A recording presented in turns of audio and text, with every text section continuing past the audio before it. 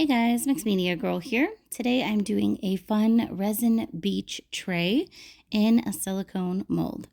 I'm using Mixed Media Girl Artist Resin, and this resin isn't really intended to be used more than about 1/8 of an inch deep. However, you can do projects in molds in layers, and you can also preheat the resin, and then you can use it a little bit deeper. So I'm actually using it probably about 1/4 inch deep on this project, and I did preheat my resin. I'm using only a few colors. I've got the Alumilite Ocean Blue dye, and then I've got the Polycolor Sky Blue mica. And for the sand on this project, I went with just real sand mixed with resin. My sand did have a couple of little seashells in it. So you see those came out in my project, no problem, because I'm adding more anyways. But the darker blue here is actually the Alumilite dye mixed with the sky blue mica powder to give it a lot of depth and make it a little bit of a lighter blue than just the dye. And then that lighter blue there is just the Polycolor mica powder. And you can see I'm kind of doing this in sections and stages. Like I'm not trying to fill this in 1/4 of the way full with one color and then go on to the next color. I'm doing a little bit of each color and then coming back to the other colors because resin is self-leveling. You want to do it just a little bit at a time. Now, once I had enough of each of my colors and enough of the sand in there, I went in with my white for the waves, and this is Alumilite White Opaque dye.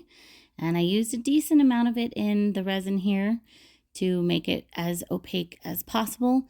And I'm pouring a little bit more into this mold than I normally would on a regular resin piece because the white tends to sink. Now, using my heat gun, I applied heat to the entire tray to get it more fluid, to blend those blues a little bit. And then I pushed the white up into the blue. And it's a pretty easy technique. Don't overdo it. Here's it in reverse because that's just fun.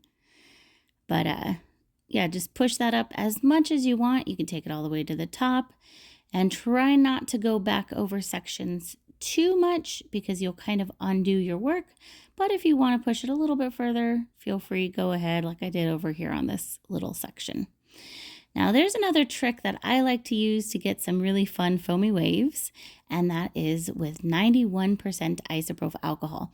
And you'll see that the bottle is upside down here. I'm actually spraying it into the air and letting it just fall gently onto the project.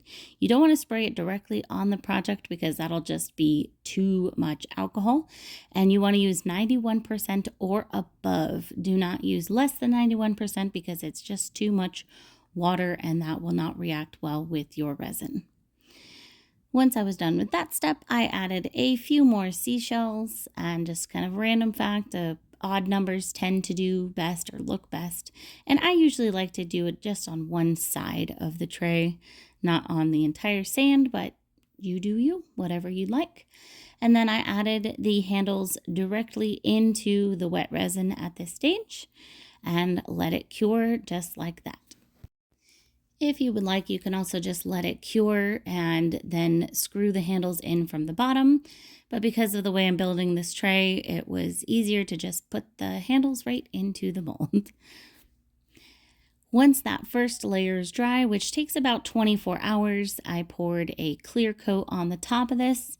And this is just to fully fill in the tray mold, get those seashells covered, and just give a nice, clear, glossy top.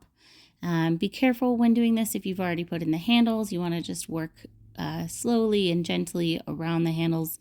If you do accidentally get wet resin on your handles, it'll clean off very easily with 91% isopropyl alcohol. Once the tray cured, I demolded it, and here is how it looks.